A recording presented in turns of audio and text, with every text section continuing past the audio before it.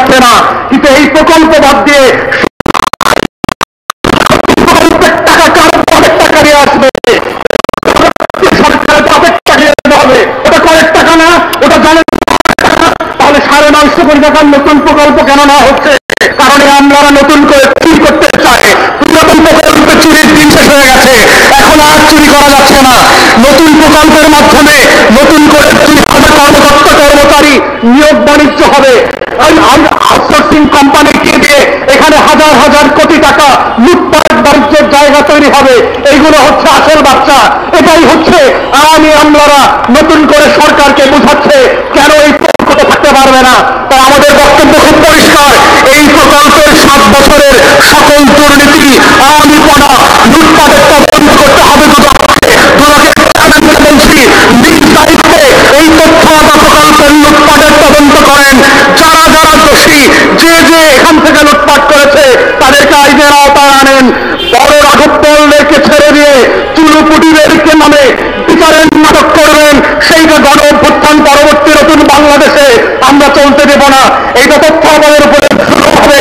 আমরা শুরু থেকে জেনেছি তাদেরকে যে টাকায় বেতন দেওয়ার কথা ছিল, গত 7 বছর থেকে প্রতি মাসে প্রতি কর্মকর্তার 2,500 টাকা করে কম দিয়েছে।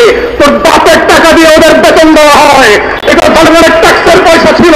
প্রতি মাসে 2,000 কর্মী যদি 2,500 টাকা কম বেতন পায়, আপনারা চিন্তা করে দেখেন আমলারা কি পরিমাণ লুটপাট করেছে শুধু বেতনের টাকা দিয়ে, বেতনের টাকা না দিয়ে। এবং এই প্রকল্পের অনেক কর্মকর্তা কর্মচারীদের বাসা ভাড়ার টাকা, বিভিন্ন ভাতা, ভারী ভাতা,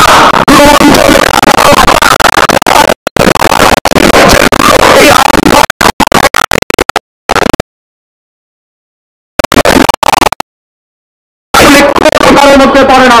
আন্দোলন করা, দাবি দেওয়া নিয়ে রাস্তায় আসা, না দেওয়ার ভিত্তিতে সরকারের সাথে বোঝাপড়া করা, দেন দরবার করা আমাদের সংবিধান সিদ্ধ এবং আন্তর্জাতিক আইনের যে ট্রেড ইউনিয়ন রুলস আছে সেই রুলসের সাথে এটা যায়।